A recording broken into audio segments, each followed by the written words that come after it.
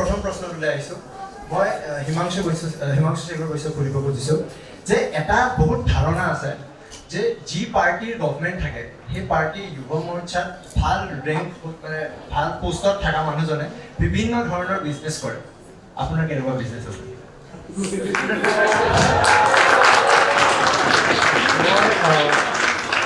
অবয়বৰ কুৱেশ্যনটো এনেকুৱা এনচাৰ দিব বিচাৰিম যে আজি মই ভাবোঁ, এইটো মোৰ পাৰ্চনেল ভিউ, পলিটিক্স কৰিলেতো পইচা দৰকাৰ হয়, আপুনি সকলোৱে জানে। কাৰণ যেতিয়া আজিকালি ইমান ইণ্টাৰনেটৰ যুগ বা ছ'চিয়েল মিডিয়াৰ যুগ, আমি যিকোনো কাম কৰিলেই আপোনাৰ পইচা ইনভলভমেণ্ট কৰিব লাগে। চ' অবভিয়াছলি আজি অংকিতা দত্ত তেখেত নিজে এতিয়া ইউথ কংগ্ৰেছৰ প্ৰেচিডেণ্ট হৈ আছে। তেখেতসকলৰ যেতিয়া গভৰ্ণমেণ্ট আছিলে, মই কংগ্ৰেছত আছিলোঁ। বিজনেছটো কৰাটো বেয়া কথা নহয়, আৰু মই নিজে এটা বিজনেছ ফেমিলিৰ পৰা বিলং কৰোঁ। মই 2011 পৰা আই গেছ মই কাম কৰি আছোঁ। তেতিয়া যদিও আমি কংগ্ৰেছত আছিলোঁ, ইমান সেনেকুৱা গভৰ্ণমেণ্টৰ ছাপৰ্ট নাছিল, কিন্তু এটা কাম কৰাৰ ইচ্ছা আছিল। মই ভাবোঁ বিজনেছ কৰাটো কোনো বেয়া কথা নহয়, বিজনেছ কৰিবই লাগিব। আজি আমি কেনেকৈ চলিম, এতিয়াতো মোকতো কোনো দৰমহা নিদিয়ে, ৰাইট? চ' মইতো চলিবৰ কাৰণে কিবা এটা কাম কৰিবই লাগিব। আজি মই যদি PWDতে হওক বা যিকোনো ডিপাৰ্টমেণ্টত মই যদি কিবা কাম কৰোঁ বা বিজনেছ কৰোঁ, তেতিয়া মই নিজে চলিব পাৰিম বা মোৰ নিজৰ ঘৰখনকো চলাব পাৰিম। আৰু যদি আমি বিজনেছ নকৰোঁ, মই ভাবোঁ যে যিসকলে পলিটিক্স আমাৰ নিচিনা যোন মেইন ষ্ট্ৰীম পলিটিক্সত আছে, বিজনেছ কৰাটোক মই বেছি এনকাৰেজ কৰোঁ। নহ'লে বিজনেছ নকৰিলে আপুনি ইজি মানিত যাব আৰু বেয়া ধান্দাত গুচি যাব। চ' মোৰ মতে বেয়া ধান্দাত যোৱাতকৈ বা ইজি মানিৰ পিছত দৌৰাতকৈ ইট ইজ বেটাৰ আপুনি নিজে বিজনেছ কৰক। তেতিয়া আপুনি নিজেও বহুতখিনি এক্সপিৰিয়েঞ্চ হ'ব, প্লাছ আপুনি সেইটো লাইনতো এটা এক্সপিৰিয়েঞ্চ হিচাপে আপুনি নিজকে লৈ যাব পাৰিব। আপোনাৰ আৰু এটা প্ৰশ্ন সুধিলোঁ ইয়াতে যে অবয়ৱে আপোনাক পাৰ্চনেল প্ৰশ্ন সুধিলে আপুনি উত্তৰ দিলে, কিন্তু যদি ক'ব যাওঁ আপুনি ক'লে যে কংগ্ৰেছত আছিলে আপুনি, এতিয়া আপুনি BJYMত যোগদান দিছে। তো বিজেপি পলিটিকেল পাৰ্টি হিচাপে আমি জানো তেওঁলোকৰ আইডিঅলজি, কিন্তু BJYMৰ কথা যদি সুধোঁ, BJYMৰ আইডিঅলজিটো কি, এইটো যদি আপুনি চবকে কয়? চাওক, BJYMৰ সেনেকুৱাটো বেলেগ আইডিঅলজি নাই। আমি যিটো বিজেপি পাৰ্টিৰ আইডিঅলজি, আমি সেইটোৱে আইডিঅলজিক ফ'ল' কৰোঁ। আমাৰ যিটো অন্তৰ্দয়ৰ কথা কোৱা হৈছে, পণ্ডিত দীনদয়াল উপাধ্যায় কৈছিলে যে আমি পলিটিক্সটো পাৱাৰ নহাৰ কাৰণে কৰিব নালাগে। নিশ্চয় আমি পাৱাৰত আহিলে মানুহক হেল্প কৰিব পাৰিম, কিন্তু অন্তৰ্দয়ৰ মিনিংটোৱে হ'ল তেখেতে 1951তে কৈ গৈছিলে যে আমি সমাজৰ সেইজন ব্যক্তিক আমি কেনেকৈ সহায় কৰিব পাৰোঁ, দুখীয়াতকৈ দুখীয়াক আমি কেনেকৈ সহায় কৰিব পাৰোঁ, সেইটোৱে আমাৰ মেইন আইডিঅলজি। এতিয়া আমাৰ যদি চাবলৈ যায়, গভৰ্ণমেণ্টখনেও আপুনি যদি চায়, প্ৰত্যেকটো স্কিম, প্ৰত্যেকটো আঁচনি দুখীয়া মানুহৰ লগত ৰিলেটেড, সমাজৰ একদম শেষ মানুহজনক কেনেকৈ আমাৰ চৰকাৰখনে উপকৃত কৰিব পাৰে, সেইটো তেখেতসকলৰ আইডিঅলজিকেল এজেণ্ডা। আমি যদি যুৱ মৰ্চাৰ তৰফৰ পৰা চাওঁ, আমাৰ যিটো আপুনি কথা কৈছে, আমিও এইটো চাওঁ যে সমাজৰ, যিহেতু আমি ইউথ ৰিলেটেড, আমি ইউথখিনিক ফ'কাছ কৰি আমি পলিটিক্স কৰি আছোঁ। চ' সমাজৰ চবতকৈ দুখীয়া ল'ৰাজনক বা ছোৱালীজনীক কেনেকৈ আমি যদি তেখেত ভাল এজন মেধাৱী ছাত্ৰ বা ছাত্ৰীক, তেখেতক আমি কেনেকৈ এডুকেশ্যনৰ ব্যৱস্থা কৰি দিব পাৰোঁ।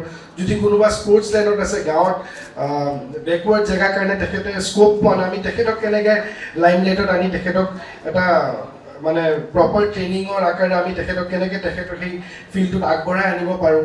বা প্ৰফেশ্যনেল লাইনতে হওক, আমি মানে যিখিনি মানুহে নোৱাৰে সেই মানুহখিনিক আমি কেনেকৈ সহায় কৰিব পাৰোঁ, লগতে সকলোকে ইউথখিনিক লৈ আমি কেনেকৈ দেশখন আগুৱাই লৈ যাব পাৰোঁ, দেশখন মানে শক্তিশালী কৰিব পাৰোঁ, সেইটোৱে আমাৰ মেইন আইডিঅলজি।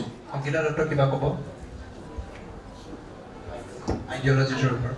আইডিঅলজিৰ ওপৰততো ক'বলগীয়া বহুত আছে, কিন্তু আমাৰ যিসকল নেতা আছিলে সেইসকলে দেশ স্বাধীন কৰিবলৈ আগভাগ লৈছিলে, ত্যাগ কৰিছিলে, কিন্তু আমি সেইটো আজি দেখা নাপাওঁ। আৰু লগতে আজি বহুত যুৱকসকল বহি আছে, বহুত যুৱতী বহি আছে, বহুতখিনি সুন্দৰ কথা কৈছে বৈশ্য ডাঙৰীয়াই, কিন্তু কথাটো হ'ল কি এই পঢ়া শুনা কৰি পেলাই সেই যুৱকসকল আৰু যুৱতীসকলে সংস্থাপন পাবনে নাই?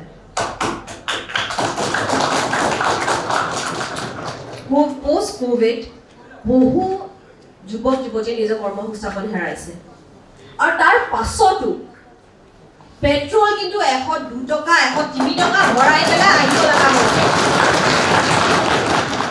আজি কলেজত স্কুটি দিছে, পেট্ৰল কোনে দিব? ক্ষুদ্ৰ ব্যৱসায়টো কোনোৱে কৰিব নোৱাৰা হৈছে। তো মই ভাবো আইডিঅলজিৰ কথা যেতিয়া আমি কওঁ আমি ত্যাগ স্বীকাৰ কৰিব লাগিব আৰু কেৱল শ্লোগানতে সীমিত নাৰাখি সকলোৰ বাবে আমি চিন্তা কৰিব লাগিব জাতি মানে ভাষা নিৰ্বিশেষে আমি কোন কাৰো মানে ধৰ্ম নিৰ্বিশেষে আমি সকলোকে লগত ল'ব লাগিব এইটো পেট্ৰলৰ তেখেতে যিটো কথা ক'লে মই এবাৰ কাউণ্টাৰ দিব বিচাৰিম প্ৰথম কথা হ'ল যে পেট্ৰল ডিজেলৰ যিটো প্ৰাইচ ৰাইজ হৈছে সেইটোৰ কাৰণে আমি নিজেও এজ আ ইউথ আমি চিন্তিত আমিও সেইটোক ছাপৰ্ট নকৰোঁ যিহেতু কোভিড আপুনি জানে 100 বছৰ পিছত আজি মানে এই চৰকাৰখনে আমাৰ যিটো কিমান বছৰ পিছত এই যিটো মহামাৰী গোটেই পৃথিৱীতে কিন্তু ইকনমিকেল চিষ্টেমটো বেয়া হৈ পৰিছে আৰু আমি সকলোৱে জানো আমাৰ টেক্সৰ main source of income is oil যিটো তেল আৰু প্লাছ ক্ৰুড অইলৰ যদি আপুনি সেইটো আমি প্ৰাইচ চাবলৈ যাওঁ সেইটো কিন্তু কংগ্ৰেছৰ দিনত থকা দামতকৈ কিন্তু এতিয়া ক্ৰুড অইলৰ প্ৰাইচ বহুত বেছি বাঢ়িছে মই এটা কথাই অংকিতাক ক'ব বিচাৰিম আজি যে আমি পেট্ৰলৰ গোটেই প্ৰাইচটো বঢ়াই থাকিব লগা হৈছে বা বিজেপি চৰকাৰৰ সময়ত পেট্ৰলৰ প্ৰাইচ যে বাঢ়িছে আমাৰ মাননীয় বিত্তমন্ত্ৰী ভাৰতবৰ্ষৰ নিৰ্মলা সীতাৰামনে এটা কথা কৈছিলে যে এই যে পেট্ৰলৰ বোজাটো ল'বলগীয়া হৈছে এই বোজাটো কিন্তু আমি কংগ্ৰেছ চৰকাৰৰ কৰা দিনতে ভুলৰ কাৰণে আমি ল'বলগীয়া হৈছে সেইটো আমি ভাবি চাব লাগিব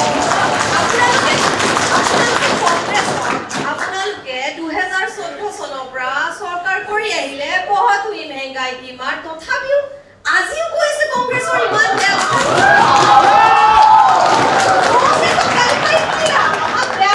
পঠাই দিলে এতিয়া আপোনালোকে নক'ব কংগ্ৰেছৰ পলিচিৰ কাৰণে দাম বাঢ়িছে আৰু এটা কথা 1 মিনিট যে আপোনালোকৰ যে স্কুটি ট্ৰিপলিং কৰিব কৈছিলে সেইটো কিমান সমৰ্থন কৰে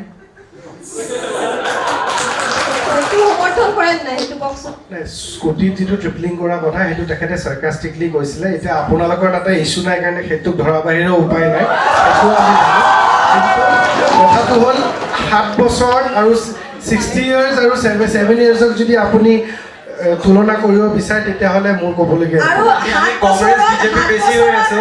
কংগ্ৰেছ বিজেপি বেছি হৈছে আমি ইউথ অৰ্গেনাইজেশ্যন হিচাপে কথা পাতিম মোৰ অংকিতা দত্তলৈ এটা প্ৰশ্ন আছে যে আপোনাৰ দেউতা আৰু আপোনাৰ মাজত মই এটা খুব চিমিলাৰিটি দেখোঁ চিমিলাৰিটি এইটোৱে যে যেতিয়া আপোনাৰ দেউতা ইউথ কংগ্ৰেছৰ প্ৰেচিডেণ্ট আছিল তেতিয়া কংগ্ৰেছৰ চৰকাৰ আছিল যদিও হিতেশ্বৰ শইকীয়া CM আছিল তেওঁক শিৱসাগৰৰ পৰা টিকেট বিচাৰিছিল কিন্তু তেওঁক এটা অচিনাকি ঠাই আমগুৰিৰ পৰা টিকেট দিছিল তাৰ পৰাও জিকি আহিছিল কিন্তু আপোনাৰ চিনাকি ঠাই আমগুৰিৰ পৰা আপুনি দুবাৰ হাৰিলে কি ক'ব নিৰ্বাচন এটা বেলেগ প্ৰক্ৰিয়া আৰু নিৰ্বাচনত সেই আগৰ দিনৰ নিৰ্বাচনৰ আজিৰ দিনৰ নিৰ্বাচনত বহুত পাৰ্থক্য আছে হয় পিতৃয়ে আপুনি একদম শুদ্ধ কথা কৈছে অচিনাকি আমগুৰিৰ পৰা জিকি আহিলে কিন্তু চিনাকি আমগুৰিৰ পৰা আমি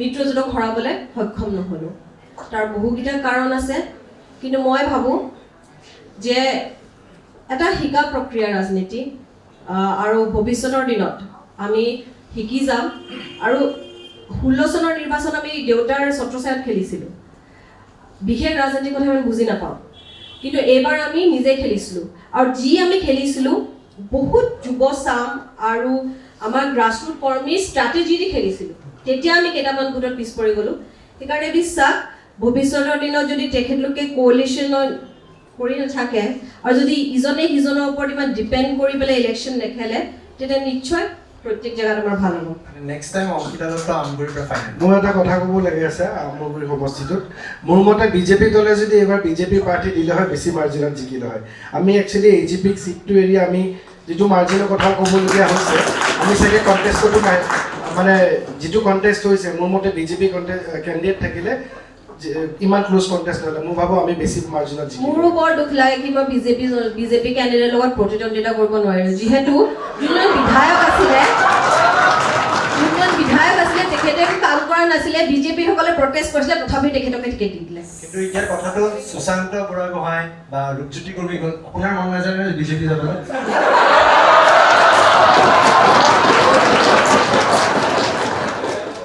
মোৰতো এতিয়া কংগ্ৰেছত থাকি বেছিয়ে ভাল লাগিছে সুস্মিতা দেৱো গুচি গ'ল আছে কোন কংগ্ৰেছত আমি আছো নহয় আছে ডেকা ল'ৰা আছে, বহুত ডেকা ল'ৰা ওলাই আহিছে, বহুত ছোৱালী ওলাই আহিছে, আমি তেখেতলোকক নেতাপনা আগবঢ়াই দিলো, বেছি আগলৈহে গুচি গ'ল, আমাক পিছলৈ নাচালে।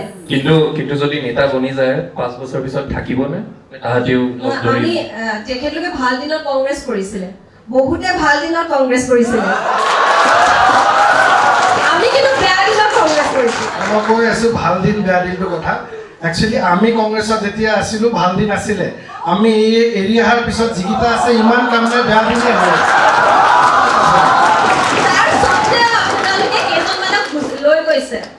নহয়, মোৰ হিমাংশু কৃষ্ণৰ এটা প্ৰশ্ন যে বহুতে এইটো প্ৰশ্ন কৰিছে যে এইটো আপোনাৰ ওপৰত এটা অভিযোগ বা মই কিবা প্ৰশ্ন বুলি কওঁ, পাব্লিকৰ প্ৰশ্ন এটা যে অহাবাৰ পলাশবাৰী সমষ্টিৰ পৰা টিকেট পাবনে নাই? সেইটোতো আমাৰ দলৰ হাইকমাণ্ডে ডিচাইড কৰিব, কিন্তু মই তাৰে পাব্লিকৰ কাৰণে এতিয়াও দিন ৰাত কাম কৰিয়ে আছোঁ। যেতিয়াই যিয়ে নহওক কিয় মই তেখেতসকলৰ সপক্ষে সদায় থিয় হৈ আছোঁ আৰু আগন্তুক দিনতো থিয় হৈ যাম। আৰু ইছ্যুটো এইটো নহয় বা ইণ্টেনশ্যনটো এইটো নহয় যে টিকেট পাবৰ কাৰণে কৰি আছোঁ, সেইটো মোৰ নিজৰ জেগা, মোৰ তাৰে পাব্লিকৰ কাৰণে যিটো মোৰ ইম'শ্যন বা যিটো চেণ্টিমেণ্ট জড়িত হৈ আছে, বহুতে পলিটিকেলি কম্পেয়াৰ কৰে, কিন্তু মই সেইটো more than political I do it personally emotionally. So' সেইটো ভগৱানৰ ওপৰত কথা তথা পাৰ্টি হাইকমাণ্ডৰ ওপৰত কথা, কিন্তু মই তাতে যিখিনি মোৰ কৰ্মৰ যোগেদি মই যিখিনি কাম কৰিব পাৰোঁ মই আগন্তুক দিনতো কৰি যাম। তাৰমানে MLA হ'বলৈ ৰাজনীতি কৰা নাই? সেনেকুৱা একো নাই, কিন্তু MLAতকৈ বেছি পাব্লিকক কিমান ছাৰ্ভিচ দিব পাৰোঁ মোৰ কাৰণে সেইটো বেছি ইম্পৰ্টেণ্ট। আমি যেতিয়া ৰাজনীতিৰ কথা পাতি আছো, অংকিতা দত্তলৈ প্ৰশ্ন এটা কৰিলোঁ যে ৰাজনীতিত অধিকতম মানুহে ষ্টুডেণ্ট পলিটিক্সত জইন কৰে, তাৰ পৰা ইউথ উইঙলৈ যায়, তাৰ পৰা গৈ মেইন পাৰ্টিত যোগদান দিয়ে। আপুনি দুবাৰ ইলেকশ্যন খেলিলে, আনফৰ্চুনেট ৰিজাল্ট এটা আহিল, আপুনি এটা ৰিভাৰ্চ লৈ আহি পেলাই IYCৰ প্ৰেচিডেণ্ট বনিলে যে আপোনালোকে ইউথৰ কাৰণে কাম কৰিব। এই ৰিভাৰ্চ মুভমেণ্টৰ কিবা কাৰণ আছেনে যে আজিৰ পৰা অহা ইলেকশ্যনত যিমান টাইমটো আছে সেইটো কটাবলৈ আপুনি প্ৰেচিডেণ্ট হৈ 5 বছৰটো কেনেবাকৈ যাওক, আকৌ আমগুৰি ট্ৰাই কৰিব, সেইটো কাৰণ নে বেলেগ কিবা কাৰণ? মই বেছিভাগ মোৰ শিক্ষা গ্ৰহণ মই দিল্লী ইউনিভাৰ্চিটিত কৰিছোঁ, আৰু সেই সময়ত মই ডিপাৰ্টমেণ্টত ৰিচাৰ্চ অডিটৰৰ কাম, ইনভেষ্টিগেটৰৰ কামো কৰিছোঁ, আৰু মই নিউজ চেনেল এটাত পাৰ্ট টাইম জব কৰিছিলোঁ। যদিও দিল্লী ইউনিভাৰ্চিটিত নিৰ্বাচন হয়, মই সক্ৰিয় ৰাজনীতিত নাছিলোঁ, কিন্তু মই কাম কৰি গৈছিলোঁ। তাৰপিছত মই যুৱ কংগ্ৰেছত মই নিৰ্বাচন খেলিছিলোঁ প্ৰথম 2014 চনত, আৰু তাৰ পাছত মই টিকেট পালোঁ, ইলেকশ্যন খেলিলোঁ। আপুনি কোৱা কথাটোত মই এগ্ৰী নকৰোঁ, যিহেতু মই সাংগঠনিক কাম আগৰ পৰাই কৰিব বিচাৰিছিলোঁ, আৰু এইটো ৰিভাৰ্চ নহয়, এইটো হৈছে আমি এতিয়া 4 নম্বৰ গিয়াৰ লগাইছোঁ যাতে সাংগঠনিকভাৱে আমি কেনেকৈ কাম কৰিব পাৰোঁ। So' organisation was always my priority, and it has immense opportunities to learn, and more than that আমি কেনেকৈ লিডাৰশ্বিপ আমি গ্ৰ' কৰিব পাৰোঁ। আজি যিহেতু আমি প্ৰদেশ যুৱ কংগ্ৰেছৰ দায়িত্ব পাইছোঁ, আমি অসমৰ বিভিন্ন চুকে কোণে যাব পাৰিম, বহুত ল'ৰা ছোৱালীৰ লগত ইণ্টাৰেক্ট কৰিব পাৰিম। আজি এই প্লেটফৰ্মটো মই সেইকাৰণে পাইছোঁ, আৰু আজি কিমানখিনি ছাত্ৰ ছাত্ৰীক মই লগ পাম। তো মই ভাবোঁ এই ছাত্ৰ ছাত্ৰীৰ মাজৰ পৰাই আমি বহুখিনি বাডিং পটেনচিয়েল ইউথক আমি নাৰিছ কৰিব পাৰিম, চ' দেট তেওঁলোকে জাতি সেৱা কৰিব বিচাৰিছে, দেশ সেৱা কৰিব বিচাৰিছে, পঢ়ক আৰু লগতে ৰাজনীতিও কৰক। ঠিক আছে। নেক্সট প্ৰেছ, এইটোৱে একচুৱেলি এটা পাৰ্চনেল কুৱেশ্যন, একদম মানে মনৰ পৰা আহিছে, মই এতিয়া ৰখিব নোৱাৰি সুধি দিলোঁ। হিমাংশু শেখৰ দা, আপুনি এস্কৰ্ট লৈ ঘূৰে বা আপোনাৰ ভাল আপোনালোকক দিয়ে নে এনেকুৱা ফেচিলিটি? মন যায়তো কেতিয়াবা কংগ্ৰেছৰ ইউথ কংগ্ৰেছৰ প্ৰেচিডেণ্টে ঘূৰিছিল যেতিয়া পাৱাৰ আছিল, এতিয়া বাৰু নোৱাৰে, বিজেপিত সেইটো কালচাৰ নাই। তাৰমানে আপোনালোকে এইটো ফ'ল' নকৰে? Not at all. আৰু এটা কালচাৰ আছে যে গোটেই ভাৰতবৰ্ষত বৰ্তমান সময়ত অংকিতা দত্ত, মই যদি ভুল নহয়, একমাত্ৰ ফিমেল প্ৰেচিডেণ্ট কংগ্ৰেছৰ ইউথ অৰ্গেনাইজেশ্যন। কিন্তু তেনেকুৱা এটা চিনেৰিও আমি BJYMত নেদেখোঁ। উইমেনৰ স্পেচটো ক'ত ক'ত? চাওক, আজি অংকিতা দত্ত ডাঙৰীয়ানী তাইৰ দক্ষতা আছে কাৰণে চাগে তেখেতক আজি এই পদটো দিছে। আমাৰ এতিয়া যিখিনি আমাৰ কাৰ্যকৰ্তা আছে, কাৰণ আমাৰ ভাৰতীয় জনতা পাৰ্টীত আমি কাকোকে লিডাৰ বুলি নকওঁ, সকলোৱে একোজন ৱৰ্কাৰ কাৰ্যকৰ্তা। নিশ্চয় আমাৰো ভৱিষ্যতৰ দিনত যদি আমি ভাবোঁ বা আমাৰ দলে ভাবে কোনোবা এনেকুৱা নাৰী আছে বা কোনোবা আমাৰ 35 বছৰৰ তলত কোনোবা ছোৱালী আছে, কাৰণ আমাৰ H2 চাই 35 মানে 35, চ' ওপৰৰ বয়সৰো নহ'ব। তেখেতসকলৰতো working presidents on 39 days, so I don't think so he falls under the youth category. যিয়ে নহওক তেখেতকো মই কৈছিলোঁ, চ' সেইটোৱে কথা, কেতিয়াবা যদি সেনেকুৱা যোগ্য কোনোবা মহিলা আমাৰ ওলাই নিশ্চয় তেখেতেও স্থান পাব, কিন্তু আমাৰ যিটো 30% ৰিজাৰ্ভেশ্যনৰ কথা আছে আমাৰ যিটো অৰ্গেনাইজেশ্যন চিষ্টেমত, আমাৰ এতিয়া গোটেই অসমত আপুনি যদি চায় আমাৰ টোটেল 40খন অৰ্গেনাইজেশ্যন ডিষ্ট্ৰিক্টছ আছে, আৰু 40খন অৰ্গেনাইজেশ্যন ডিষ্ট্ৰিক্টছৰ যদি 30% চাব যায় 12গৰাকী, 12তকৈ বেছি আমাৰ প্ৰায় 13 নে 14গৰাকী উমেন প্ৰেচিডেণ্ট ডিষ্ট্ৰিক্ট প্ৰেচিডেণ্ট হিচাপে দিছে। আমাৰ ষ্টেট কমিটিত টোটেল ষ্টেট অফিচ বিয়াৰৰ এক্সটেণ্ডেড অফিচ বিয়াৰৰ ইনভাইটি টোটেল মিলি প্ৰায় 150 আছে, 150 প্ৰায় আমাৰ 50-55গৰাকী ছোৱালী আছে। চ' আমি যিটো ৰিজাৰ্ভেশ্যন আছে সেইটো আমি পূৰা লৈ চলোঁ, কিন্তু মেবি আজি চাগে তেখেতৰ যিটো যোগ্যতা আছে আমাৰ তাৰে মাজত কোনো চাগে দলে দেখা নাই, ভৱিষ্যতে 100% স্কোপ হ'ব, সেইটো কোনো ডাউট নাই। কিবা ক'ব খুজিব? মানে আমাৰ মহিলাৰ যোগ্যতা নাই, মানে ছোৱালীৰ যোগ্যতা নাই। বিজেপিত কিমান মেম্বাৰশ্বিপ আছে বুলি আপোনালোকে পোষ্ট কৰে, কিন্তু যোগ্যতা নাই। মাপদণ্ডটো কি হয় যোগ্যতা? আপুনি জনাওক মাপদণ্ডটো কি হয়? আজি প্ৰত্যেক ঘৰত আজি ছোৱালীয়ে সমানে, কোনোবাই যদি পাইলট হৈছে, কোনোবাই আজিকালি অটো চলায়, সেইকাৰণে ইমানখিনি যোগ্যতা আজি এগৰাকী ছোৱালীৰ আছে। আৰু কেৱল ফুলদানি কৰি পেলাই ৰাখি পেলাই একো লাভ নাই। সিদ্ধান্ত ডিচিশ্যন মেকিঙত যেতিয়ালৈকে এগৰাকী ছোৱালী নবহে তেতিয়ালৈকে কিন্তু আপোনালোকে মহিলা সবলীকৰণ হৈছে বুলি ক'ব নোৱাৰে। আৰু লগতে এটা কথা কওক, কেইদিনমানৰ আগতে আপোনালোকৰ মুখ্যমন্ত্ৰী ডাঙৰীয়াই ক'লে যে, আমাৰ চবৰে মুখ্যমন্ত্ৰী পিছে অসমৰ মুখ্যমন্ত্ৰী ডাঙৰীয়াই ক'লে যে অসম যেতিয়া আমাৰ আপোনালোকৰ মহিলা মৰ্চাৰ প্ৰেচিডেণ্টে ক'লে কি মহিলা স্পীকাৰ হ'ব লাগে, মহিলা CM হ'ব লাগে, তেতিয়া তেখেতে ক'লে যোগ্যতা কথা। আপুনিও একেটা কথা কৈছে, কিন্তু আপোনালোকে যোগ্যতা যদি একেটা মাপদণ্ডটো আপোনালোকে হেৰি কৰি নিদিয়ে ন, তেতিয়া আমি মহিলা মুখ্যমন্ত্ৰীও নাপাম, মহিলা স্পীকাৰো নাপাম, মহিলা ডেপুটি স্পীকাৰো নাপাম অসমত। ঠিক আছে, মই এটা ক'ব বিচাৰোঁ।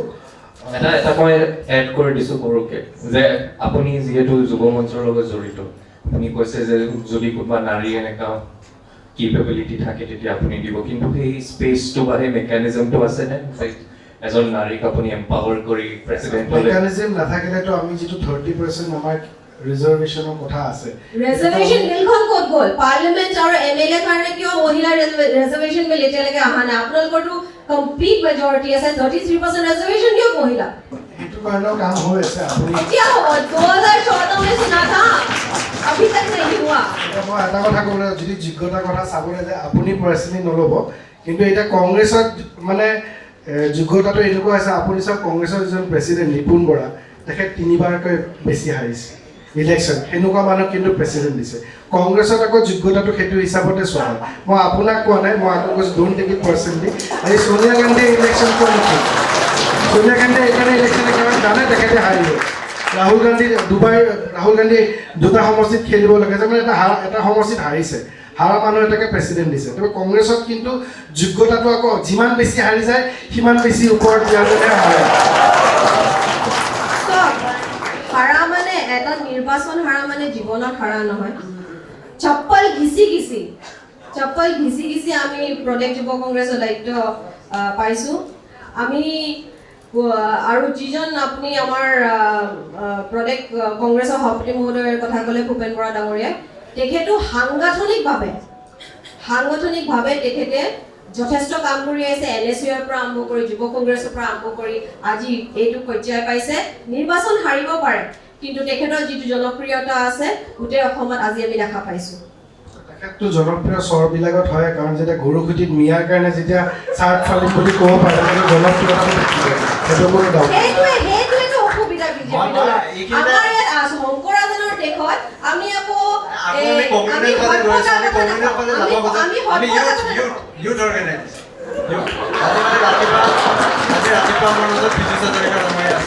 তেওঁ ছেকুলাৰিজিমৰ কথা ক'লে। মই জাষ্ট যিহেতু অলপ আমি কমিউনেল টাচ কৰিলোঁ, কিয় সুধিয়ে ন, ছেকুলাৰিজিম আপোনাৰ মতে কি আৰু আপোনাৰ মতে?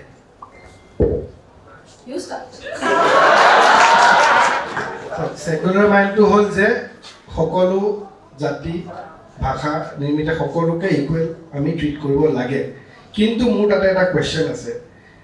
আমি ভাৰতবৰ্ষ, আমি সকলোৱে জানো এখন হিন্দু ৰাষ্ট্ৰ। মোৰো বহুত মুছলিম ফ্ৰেণ্ডছ আছে দেই, সেইটোৰ লগত নাথিং ক'বলৈ, মোৰ মুছলিম ফ্ৰেণ্ডছ বহুত আছে। কিন্তু মই বিশেষকৈ অসমৰ কথা ক'বলৈ বিচাৰোঁ।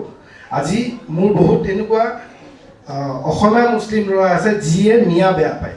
আমি মুছলিমৰ এগেইনষ্ট নহয়, আমি মিয়াৰ এগেইনষ্ট, আৰু মিয়াৰ এগেইনষ্ট আমি হৈয়ে থাকিম, কাৰণ কংগ্ৰেছে মিয়াৰ ভোট লৈ ৰাজনীতি কৰি আছে, আৰু তেখেতসকলৰ সেইটো নহ'লে এতিয়া কোনো ভোট বেংক নাই। কাৰণ আমি জানো গ্ৰাছৰুটৰ পৰা তেখেত কিমান ডাঙৰ মানে ভাগত গেপ হৈ পৰিছে অসমীয়া মানুহৰ মাজত।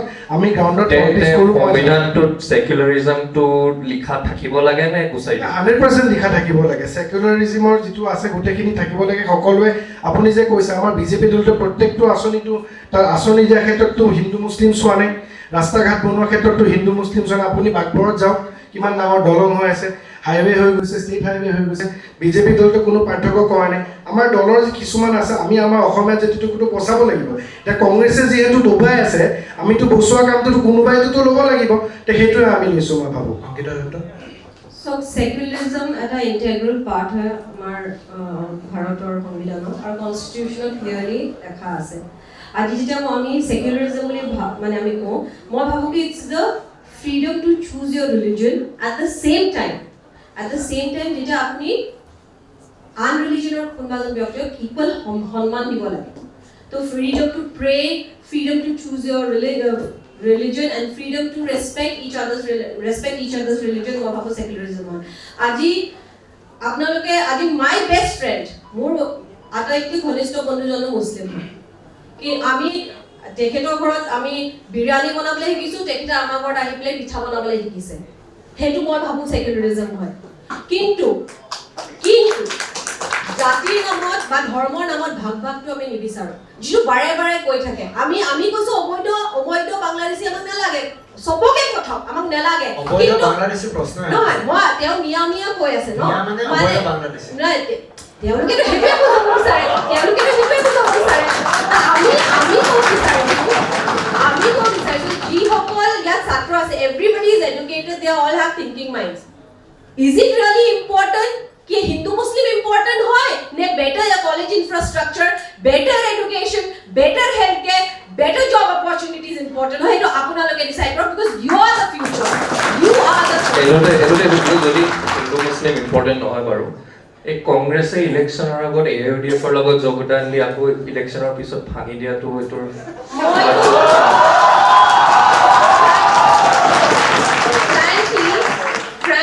বহুত মানুহে এইকাৰণে বেয়া পাইছে কংগ্ৰেছৰ ভিতৰত সেই সময় যে মই ইমান স্পষ্টকৈ কৈ দিছিলোঁ কি এলায়েন্সটো আমাক নালাগে, কিন্তু সেই সময়ত আমাৰ মাতটো ঢুকি নাপায়। এতিয়া হিমাংশু দাদাই কেইজনমান দাদাক লৈ গ'ল লগতে, বুজিছে? তেতিয়া সেইকেইজন দাদাই সেই সময়ত ঢুকি পাইছিলে, আৰু ঢুকি পাই পেলাই কৈছিলে এলায়েন্স লাগে, কিন্তু আমি যিবোৰ মানে আমাৰ আৱাজটো ঢুকি নাপালে তেখেতে কৈ আছে, কাৰণ সেইটো সময়ত আপাৰ আছামৰ ভোট লাগিছিল, তেখেতক ক'ব দিয়া হৈছিল। নাই চৰি, মোক কোনো শিকাব নোৱাৰে, সেইটোতো পাৰ্থক্য।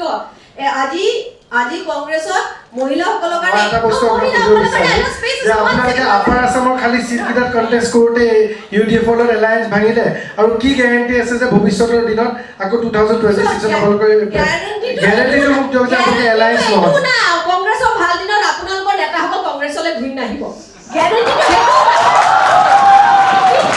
সেইটো। মই এটা কথা ক'ব বিচাৰিছোঁ, নেৰেটিভ অসমত চেঞ্জ হ'ব লাগে। It should be development, it should be job, it should be safer space for women to get jobs and education. হেতু হ'ব লাগে। সেইটো কাৰণে মই ভাবোঁ যে আমাৰ বিজেপি টাইমত আজি আপুনি যদি ইনফ্ৰাষ্ট্ৰাকচাৰৰ কথা আপুনি যিটো কৈছে, আপুনি নিজে চাওক যিবিলাক প্ৰজেক্ট আজি গুৱাহাটীখনৰ যিটো হুলীয়া, মই কিন্তু এই হুলীয়া চেঞ্জ হোৱা মই সৰুৰ পৰা নিজে গুৱাহাটীত ডাঙৰ দীঘল হোৱা, যিটো মানে চিনেৰিঅ' হৈছে আগৰ দিনত কিন্তু নাছিল, বা কাৰোবাৰ এনেকুৱা ভিজনো নাছিল যে দিছপুৰৰ সেই জেগাটোত এনেকুৱা এটা পৰিৱেশ হ'ব পাৰে। আজি বাহিৰৰ পৰা মানুহ আহিলে কিন্তু ফটো উঠাই লৈ যায়। আপুনি যদি মেডিকেল কলেজৰ কথা কয়, কংগ্ৰেছৰ মই এক্সাক্ট ফিগাৰটো মই নাজানো, 60 yearsৰ পৰা আমাৰ 2016লৈকে কিমানকেইখন মেডিকেল কলেজ হৈছিলে, আৰু বিজেপি চৰকাৰ অহাৰ পিছত প্ৰত্যেক বছৰে কিমানকেইখন মেডিকেল কলেজ হয়। আছিলে 100%, সেইকাৰণে তেখেতক CMও দিয়া হৈছে, তেখেতক সেইকাৰণে এতিয়া CM পাতা হৈছে। মই সেইটোৱে কৈছোঁ, তেখেত হেল্থ মিনিষ্টাৰ থাকোঁতে যিমানখিনি কাম কৰিব পাৰিছিলে বিজেপিৰ দিনত কিন্তু বেছি পাৰিছে। মই সেইটোহে কথা ক'ব বিচাৰিছোঁ, সেইটোও আপোনালোকে মেজাৰ কৰি চাই ল'ব। কাৰণ কংগ্ৰেছে কৰিব পৰাত আগতে তেখেতসকলে যদি ইমানে নৰ্থ ইষ্টৰ প্ৰতি তেখেতসকলৰ যদি চিম্পেথি আছিলে বা অসমক ইমান ভাল পাইছিলে, আজি বিজেপিৰ চৰকাৰৰ সময়ত নৰেন্দ্ৰ মোদী ডাঙৰীয়াই কি কৈছে, প্ৰত্যেক সপ্তাহত একোজন কেবিনেট মিনিষ্টাৰ ইয়াতে থাকি কাম কৰিবলৈ লাগিব আৰু we can see the change আৰু চেঞ্জ এদিনতে হোৱা বস্তু নহয় আপোনালোকে 60 বছৰটো কৰিব নোৱাৰি এতিয়া আমাক ব্লেম দি আছে আমি 7 বছৰ আপোনালোকে কেনেকৈ ইমান এক্সাক্টলি অসমত এনেকুৱা এটা পৰিৱেশ আছিলে আজি আপোনালোকৰ বয়স বহুত কম তোমালোকৰ বয়স বহুত কম আজি সেইদিন তেতিয়া কংগ্ৰেছ মানে বহুত কম মানে অসমৰ এইটো অৱস্থা আছিলে য'ত আমাৰ খালি বন্ধ এডুকেশ্যন আছিলে কোনো ধৰণৰ উন্নয়ন হোৱা নাছিলে অসম বন্ধ কিমান দিনে হৈছিলে সেই অসমৰ পৰা আজি এইটো পৰিৱেশ আহিলে আৰু সেই পৰিৱেশটো আহিছিলে যেনে 2001 চনত তৰুণ গগৈ চৰকাৰৰ গভৰ্ণমেণ্ট হৈছিলে আৰু তেতিয়াৰ পৰা চেঞ্জ আৰম্ভ হৈছিলে মই শেষৰ ফালে আহিছোঁ ইয়াতে চব ইউথ বহি আছে আপোনালোক দুটা পাৰ্টি দুটা বেলেগ বেলেগ আইডিঅলজি যদি মই আপোনাক 1 মিনিট দিওঁ এওঁলোকক আপোনালোকে কেনেকৈ ইমপ্ৰেছ কৰিব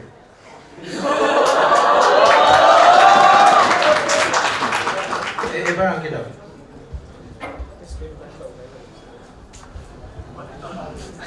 এক minute 148 such a tough job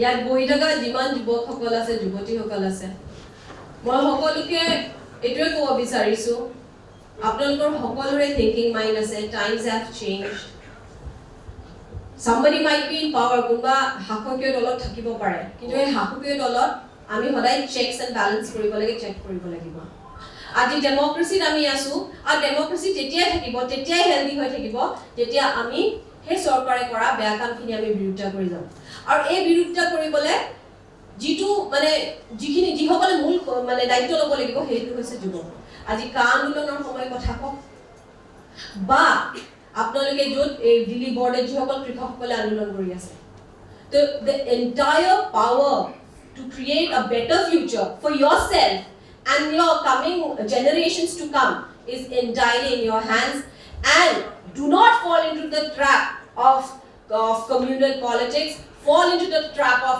development for better job opportunities for a better lifestyle okay thank you so much last এটা মই চান্স টু পোৱাৰ কাৰণে এটা স্কুপ ওলাব ট্ৰাই কৰিছোঁ বিজেপি যোৱা আকৌ এবাৰ হৈছে বিজেপি যোৱা চান্স আছে নেকি নাই বিজেপি যোৱা চান্স তো নাই আৰু মই ভাবো কি আমি এতিয়া চেষ্টা কৰি আছো কি বিজেপিৰ পৰা আমি কেনেকৈ মানুহক আমাৰ ইয়ালৈ আনিব পাৰোঁ ৰেকৰ্ডেড হৈ আছে এজন আছিলেই তেতিয়াহ'লে মই এটা কথা কওঁ 15 তাৰিখে নতুন বছৰত যিটো আমাৰ পুহ মাহ শেষ হয় আপোনালোকৰ গোটেই অসমৰ পৰা প্ৰায় 200 ল'ৰা আমি জইন কৰাই আছোঁ ষ্টেট লেভেলৰ সেইটো আপোনালোকে চাই ল'ব আমাৰ কেইটা লৈ যাব পাৰে আপোনালোকে চাই ল'ব ইউথ কংগ্ৰেছৰ NSO এক্টিভ এক্স আৰু ৱৰ্কাৰ মই আপোনাক এইটো কৈ দিছোঁ 15 তাৰিখৰ পৰা 20 তাৰিখৰ ভিতৰত আমি জইন কৰা আপোনালোকে পাৰে যদি আপুনি ইয়াতে ইমান মানুহ আছে ইমান আমাৰ ইউথ আছে আপুনি তেওঁলোকক যেনেকে অংকিতা দত্তই 1 মিনিট ল'লে তেওঁলোকক জইন কৰা এতিয়া 1 মিনিটৰ ভিতৰত এইটো কটন কলেজৰ ষ্টুডেণ্টটো মই এটা ক'লে বেয়া হৈ যাব কিন্তু উইল ডেফিনেটলি ট্ৰাই যে তেখেতে আমাৰ যিটো ডেভেলপমেণ্ট আইডিঅলজি আছে বা যিটো কটন হিচাপে নহয় এজ এ ইউথ মই যোনটো ক'লোঁ 1 মিনিটৰ ইউথ ইমপ্ৰেছ কৰিব মই সেইটোৱে কৈছোঁ মই অংকিতা দত্তৰ দৰে মই প্ৰটেষ্ট কৰাৰ কথা নকওঁ কিন্তু মোৰ এটাই কথা যে চাওক ইয়াতে আমি বহুত পাৰ্টি বেলেগ বেলেগ পাৰ্টিৰ পৰা ইয়াতে আমাৰ ষ্টুডেণ্টসকল বা ইউথসকল আছে কিন্তু আমি সকলোৱে জানো যে আমি ইউথবিলাক আমি ইণ্ডিয়াৰ আমি চবতকৈ লাৰ্জেষ্ট ইউথ পপুলেটেড কাণ্ট্ৰি আৰু আমি 65% আছোঁ and we are the future so' আমি ফিউচাৰ হ'বলৈ হ'লে আমি সেই গুৰুত্বটো কিন্তু এতিয়া বুজি পাবলৈ লাগিব এইটো নহয় যে আমি উই আৰ দ্য ফিউচাৰ বুলি কৈ ঘৰত গৈ পাহৰি গ'লোঁ আমি ফিউচাৰ যদি হয় তে আমি ফিউচাৰত ইনপুট দিয়াৰ কাৰণে বা আমি ফিউচাৰত লিড কৰাৰ কাৰণে আমাৰ ৰোলটো কি হ'ব it may be in any field আজি মই পলিটিক্সত আছোঁ আজি মই পলিটিকেলি ইউথখিনিৰ কাৰণে ভৱিষ্যতৰ কাৰণে মই কেনেকৈ লিড কৰি যাম বা ইউথখিনিৰ কাৰণে মই কি এক্সাম্পল ছেট কৰিম দেশখনক কেনেকৈ আগুৱাই লৈ যাম আজি আপোনালোক বিভিন্নজন বেলেগ বেলেগ প্ৰফেশ্যনেল লাইনত আছে সকলোৱে নিজৰ নিজৰ লাইনত আপোনালোকে ফিউচাৰটো কেনেকৈ গঢ়িব নিজক কেনেকৈ গঢ়িব নিজক 20 বছৰ পিছত 15 বছৰ পিছত কেনেকৈ চাবলৈ বিচাৰে দেশক ক'ত চাবলৈ বিচাৰে সকলো এটা এটা ইণ্ডিভিজুৱেল মই জানো কিন্তু আপুনি ফিউচাৰৰ কথাটো ক'লে মই জাষ্ট সৰু এটা প্ৰশ্ন সুধি দিছোঁ যে ফিউচাৰ কি হয় কোনো নাজানে কোনোবা কংগ্ৰেছত থাকে তাৰপিছত 5 বছৰ পিছত বিজেপি গতি ফিউচাৰৰ লগত আৰু এটা কথা আছে যে এটা কংগ্ৰেছত দেখিছোঁ পৰিয়াল কেন্দ্ৰিক ৰাজনীতি পাষ্টত প্ৰেজেণ্টত থাকি ফিউচাৰ অলৰেডি দেখিছে কি ক'ব অংকিতা দাদা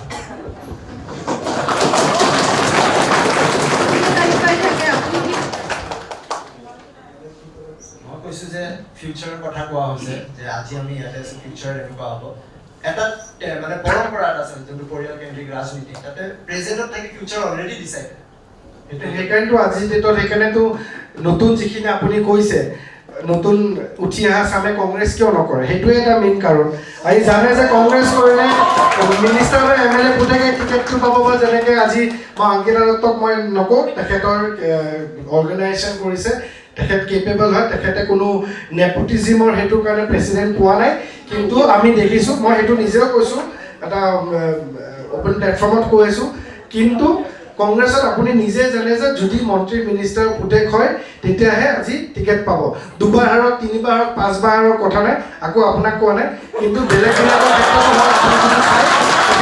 সেইটো হ'লে টিকেট পোৱাৰ মেইন ক্ৰাইটেৰিয়া আছে সেইকাৰণে আজি মেক্সিমাম যিবিলাক ইউথ আছে জানে যে কংগ্ৰেছত যিটো ফেমিলি পলিটিক্স চলে সেইটোৰ পৰা সেইকাৰণে অল ইণ্ডিয়া লেভেলতে আপুনি চাবলৈ সকলোৱে সেইটো এটা মেইন কাৰণ বিজেপিৰ প্ৰতি আকৰ্ষিত হোৱা আৰু জইন কৰা আচ্ছা আপুনি বহুত ভালকৈ ক'লে সদায় মানে আপোনালোকে কৈয়ে থাকে পৰিয়াল কেন্দ্ৰিক ৰাজনীতি আপোনালোকৰ BJYMৰ প্ৰেচিডেণ্টৰ হিষ্ট্ৰী আছিলে সেই সময়ত আপুনি কংগ্ৰেছত আছিলে কিন্তু হিষ্ট্ৰীত মানে আপোনালোকৰ প্ৰমোদ মহাজনজীও প্ৰেচিডেণ্ট আছিলে BJYMৰ আৰু তাৰপিছত তেখেতৰ সুপুত্ৰী পুনম মহাজনজীও প্ৰেচিডেণ্ট হ'ল সেইটো পৰিয়াল কেন্দ্ৰিক নহয় নাই মই কি কৈছোঁ আপোনাৰ যেনেকৈ দক্ষতা আছে মই যিটো ক'লোঁ আপোনাৰ যেনেকৈ দক্ষতা আছে আমাৰো কোনোবা এজন লিডাৰৰ জীয়েকৰ দক্ষতা থাকিব পাৰে কিন্তু আপুনি পাৰ্চেণ্টেজ ৱাইজ মিলাই চাওক আপুনি পাৰ্চেণ্টেজ ৱাইজ চাওক বিজেপিত কিমান পাৰ্চেণ্টেজৰ পৰিয়াল কেন্দ্ৰিক ৰাজনীতি চলি আছে আৰু কংগ্ৰেছত কিমান পৰিয়াল কেন্দ্ৰিক আছে আৰম্ভ কৰিতো আপোনালোকৰ শ্ব' মানে বাঢ়ি যাব অনুৰাগ ঠাকুৰ দুষণ আমাৰ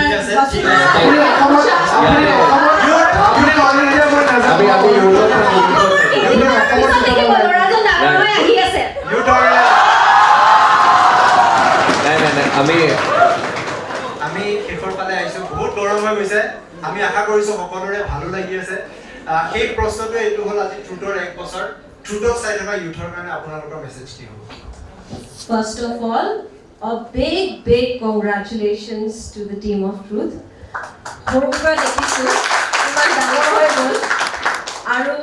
I am so proud and I am very proud because যেতিয়া আমি দেখো না গাঁৱত আমি ঘূৰো বহুত ল'ৰা ছোৱালীয়ে মানে কনষ্ট্ৰাক্টিভলি সময়টো ব্যৱহাৰ নকৰে কিন্তু এছাম এনেকুৱা টাউনৰ ল'ৰা কওক বা গাঁৱৰ কিছু ল'ৰা ওলাই আহিছে যিসকলে কনষ্ট্ৰাক্টিভলি কিবা এটা প্ৰগ্ৰাম লৈছে আৰু it is a very positive sign for the society and my best wishes. I've seen you all grow and gaining popularity, putting out the raw truth in front of the people. So my best wishes and I hope year on year we are here celebrating the growth of truth.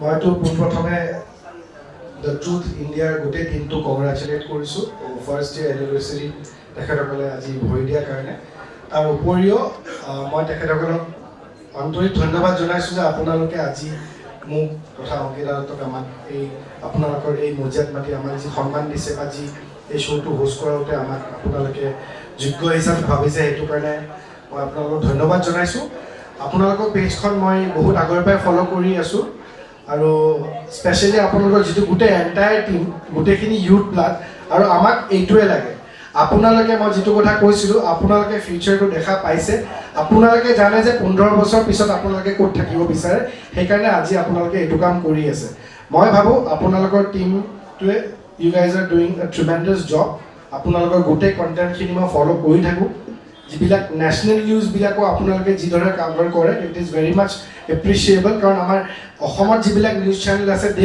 Mostly concentrate on the national politics বা national current affair whatever কিন্তু আপোনালোকৰ যিটো আমি চৰি state affairs কিন্তু আপোনালোকে যিটো নেশ্যনেলটোকো যেনেকৈ উইথ বহুত লোকেল যেনেকৈ আগুৱাই লৈ গৈছে I think you guys have a very bright future আৰু মই ভাবোঁ আপোনালোকক দেখি এই প্ৰগ্ৰামটোৰ জৰিয়তে আৰু বহুত মানুহ আপোনালোককো কিন্তু এক্সাম্পল হিচাপে ল'ব লাগে সেইটো মোৰ পাৰ্চনেল থ্যাংক ইউ সো মাচ আমি আমাৰ ফাইনেল সেশন